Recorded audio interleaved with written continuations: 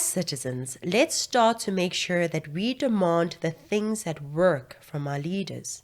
Let's demand the things that make sense. Let's demand the appointment of competent people into positions of power. I mean, this is a country, not a spaza shop, right? Let's treat it with the seriousness that it requires. Before we begin, welcome to Citizen Concerned, where we remind you to beware of the comrades. I'm Katlego and would appreciate it if you subscribed to our YouTube channel, liked and shared this video with other citizens.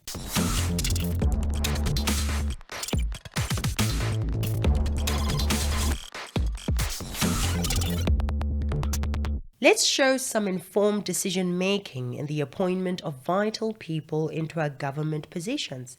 Let's not let race, slavery, apartheid, colonialism, capitalism, or communism blind us. Let's focus on what works. Does the idea work? Does the person deliver? Let's learn from the past so that we can make the best decisions for our present and future. Speaking of the past, there once was a country that could produce oil from coal. Through the use of science, they could do weird sciencey things to the black rock, and what do you know? They could produce oil from it. They did this so well that they would produce 112,000 to 160,000 barrels of oil daily. Imagine producing 112,000 to 160,000 barrels of oil from the rock coal per day. That is the story of South Africa. That was the story of Sasol more than 50 years ago. Every nation, every government faces challenges, but it is how they rise above those challenges that separates the good nations from the rest. South Africa was once a country that valued skills of the people that led it, and that made it one of the good nations, or at least in this section of history, because as we know, in the Department of Human Rights, apartheid caused it to have a dismal score. And this is an opportunity to put out a disclaimer that the good that we are discussing here does not include apartheid. We are in no way condoning apartheid, segregation, or discrimination. All clear? Good. Let's proceed. Ever heard of Hendrik van der Bijl? One of the greatest industrialists that contributed to the development of South Africa. From studying at the University of Stellenbosch, graduating with distinctions, not in being a social activist, not in drama, not in political science, and not in matric, but in physics, mathematics, and chemistry. That is no small feat. He went on to study in Germany, where he still did extremely well. I recommend you read up more about that. In 1913, Hendrik van der Bijl went to work at Bell Telephone Laboratories in America, a company that many of you may not know, but the older ones among us may remember. Bell was probably the Apple of phones back then. Hendrik's research while there led to the installation of the first Audion on telephone lines. He went on to write a book explaining his discoveries and experiment, which led to the book being the standard textbook for the subjects covered in it for over 20 years. It is still being sold today. These are some of the achievements citizens need in their country, achievements to be proud of. Not only did Hendrik contribute to America and its technology, but he also learned a lot from there too. He also learned a lot from Germany, as they were leaders in engineering and physics back then. He then brought his lessons back home to South Africa. When Jan Smuts became the president of South Africa, he knew a lot about what he needed to do. Find and appoint a smart, competent, hard-working person to help further develop and industrialize the country. An opportunity to carry these ideas into effect came when Jan Smuts offered Hendrik the post of Scientific and Industrial Advisor on Industrial Development in the Department of Mines and Industries. In 1920, van der Bijl returned to South Africa to take up his new post. Many people hate Jan Smuts and every person who participated in the apartheid government, and I get it. There was a lot of evil they committed. However, because someone has committed evil does not mean there is nothing good we can learn from them. We may not like them, but we can certainly learn from them. Hatred stands in our way of learning and adopting beneficial ideas that those we hate and want to remain divided from have. That is one of the greatest problems we have in South Africa and many parts of Africa. The habit of saying other nations are our enemies hinders us from being sufficiently exposed to life-changing ideas that those countries have tried, tested, and succeeded in. The habit of treating white people as enemies causes us to not learn what they may have learned. Piggybacking on the experiences of those who have gone ahead of us is not being foolish, but actually very intelligent. It affords us the lessons without the time and scars that come from failing. What we can learn from the appointment of Hendrik van der Bijl by Jan Smuts is that as South Africa, we need to have a vision of development and success. We then need to find and appoint those with the experiences, skills, and competencies to help us achieve that vision. Once appointed, those citizens must be utilized to the maximum, whether they are black or white, male or female, young or old. If we can't put them in government, we can at least give them enough leeway to establish their companies within our country. The citizens will still benefit from that. Right now, we have Elon Musk, a South African who has managed to change the world while he is in America. Imagine the billions that could have been coming to South Africa if he was producing Tesla, SpaceX, or Starlink from here. We need men and women who are skilled and talented, making things happen for themselves and consequently for our country. Starlink is space-based internet. So we've got a constellation of satellites. We've got now well over 2,000 satellites. We'll soon have about 4,000 satellites. So we have more satellites in operation than the rest of Earth combined. Really? Yeah. Than any other single company? Than the rest of Earth. Oh my God. To this day, we do not have Starlink in South Africa. Why? Tell me why. Zimbabwe has Starlink. Zambia, Eswatini, and Malawi have Starlink. Why do we not have it? Because of stupid politicians. Are they being bribed by Vodacom and MTN to block Starlink from coming here? Are they simply too stupid to see the benefits that the citizens will enjoy from this? I think they are both evil and stupid.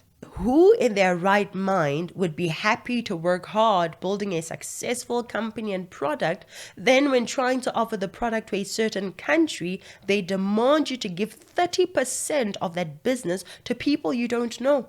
People who had no part in building that business. People who made zero contribution to its success. That is simply stupid and evil. It actually reminds me of the 30% being demanded by the construction business forums. Oh, and they've also made the pass mark 30%. It seems the ANC comrades are just infatuated with 30%. Seriously, imagine the lives that could be changed for the people in our rural areas if these politicians were not stubbornly set in their ways. How many villages have Wi-Fi? How many? We are in a technologically advanced era, and all citizens should experience that benefit. Whether they walked to school hungry or were dropped off by a Bentley after having a healthy breakfast, all South African children should have access to the internet and the world of opportunities it opens. Starlink makes that easier than the current network service providers we have. Instead of considering that, the government is simply demanding 30% ownership. Are these the type of people that care for citizens? Are they? Donald Trump is even promising to bring Elon Musk into the American government, not because he's an American, but because he's a master of efficiency. Donald Trump wants Elon Musk to help make the American government more efficient.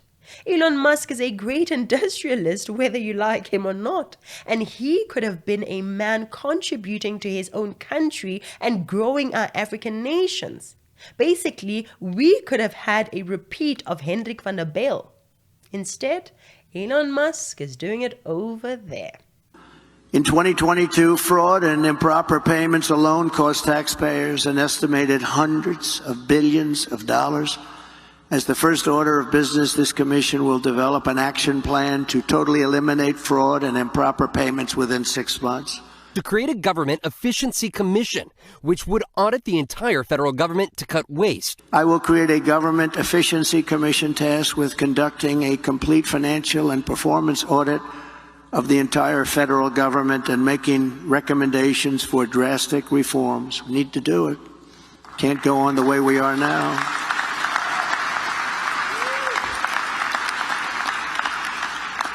And Elon, because he's not very busy, has agreed to head that task force. Be interesting. If he has the time, it'll be a good one to do it, but he's agreed to do it. What the former president wants to do, as you say, is kind of audit the federal government and really try to cut down on waste, fraud, abuse, improper payments. We have many of these kinds of people among us, the smartest people who have above average abilities, people that can make countries prosper. These people are black, white, red, and green right among us. The government should hunt them down and get them to do great things for the public sector, for their private business, and for the country and its economy. Either way, citizens get to benefit from these kinds of people one way or another. Hence the importance of remaining humble and open-minded, creating and maintaining meaningful relationships, watching and copying in order to improve our personal lives and our nation. When the people in charge of our government and state-owned entities value our resources, they will be very particular about who they hand those resources to.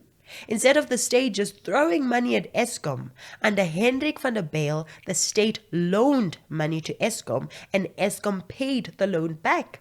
Within 10 years, the 16 million rand loan was paid. 16 million rand in 1920s is worth billions in today's economy. Government entities should be required to work well and efficiently.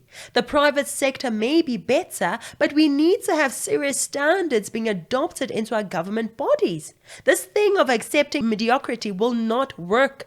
It will in fact destroy our country while we just look on. We all like the idea of cheap electricity, cheap water, cheap everything involved in producing an income, right? But one thing we need to understand is it takes great ideas and implementation of those great ideas to create conditions that result in cheap electricity, cheap water, and cheap everything. Remember that there is no such thing as free electricity or free water. Someone had to pay for it. And it's a generous and noble thing to want to lower people's cost of living and cost of production. However, it doesn't just happen. Instead of looking at the matter from the tail end, let's start looking at it from the head. If we want this outcome, what decisions do we need to take now? What type of people do we need on our team? What type of skills are required to achieve the desired outcome? Now that we understand what is needed now to get there later, let's do it. Leading research scientist Dr. van der Bijl was appointed as the Commission's first chairman.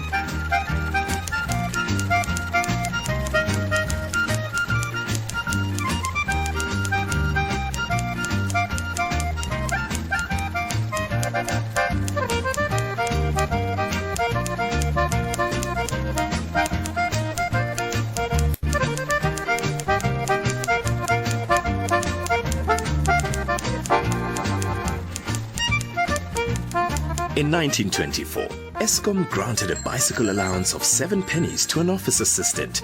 The company's first car scheme granted £12 per month. Cities and towns were expanding, and the desire for electricity in the South African home was fueled by convenient new electrical appliances on the market. Eskom grew rapidly. NEDBANK, Cape Town, Sabi, and Central Natal undertakings were established. A system control center was set up at Simmerpan, which today controls Eskom's national network grid, and Malifeldspruit Hydro Station was built as a temporary power station while Sabi Hydro Station was being revised. Colenso and NEDBANK coal-fired power stations were commissioned. Sabi River Gorge Hydro Power Station was commissioned. The railway line between Glencoe and Pietermaritzburg was electrified. Eskom took over Colenso Power Station from the railways. Kongela and Salt River coal-fired power stations were commissioned. Hendrik van der Bijl's far-sightedness enabled him to not only give South Africans and their industries cheap electricity, but also cheap steel. If the right people are appointed into the right positions, South Africa can experience cheap electricity and steel yet again to facilitate low-cost production and hence high profits, low unemployment, and a good economy. It is possible. And by the way, all this information is not from me. This is according to the Eskom website. Without Hendrik van der Bijl and Jan Smuts, the South Africa we have today might have never been achieved. Imagine if we had politicians like Jacob Zuma or Julius Malema as presidents back then. Who would they have appointed into key positions? Competent, experienced, smart and skilled people, or people who like, praise and steal with them? What do you think? Unlike many career politicians, Hendrik van der Bijl embodied patriotism and served the nation excellently every one of the 25 years he served. With his education, experience and above-average abilities, Hendrik did not need this job with the government. He could have made personal fortunes inventing and building his own companies and writing more textbooks. He helped shape some of America's big companies and big industrial developments, but when his country called in need of his help, he came running.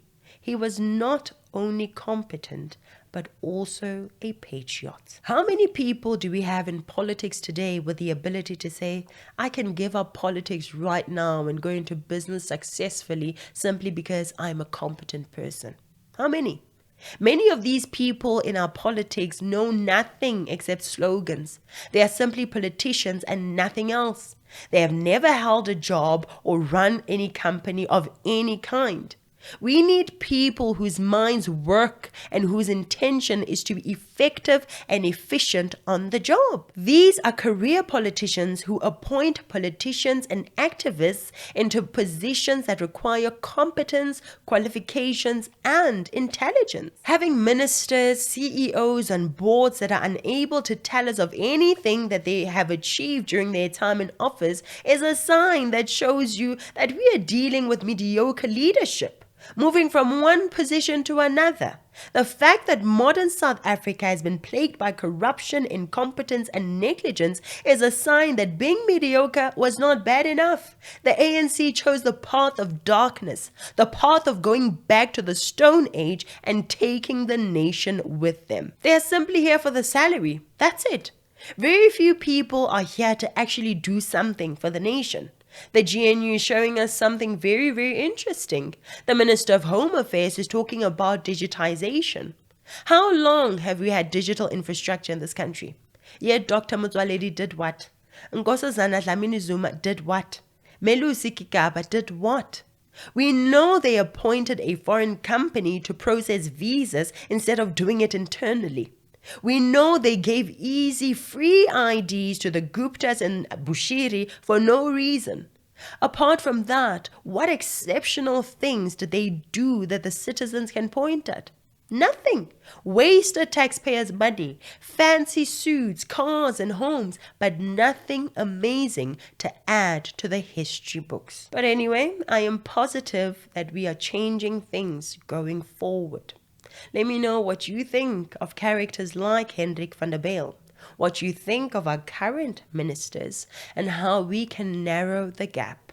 That's it for today, guys. Thank you so much for watching. Please like and share the video, subscribe to the channel. I'm Katlego, this is Citizen Concerned, and until next time, beware of the comrades.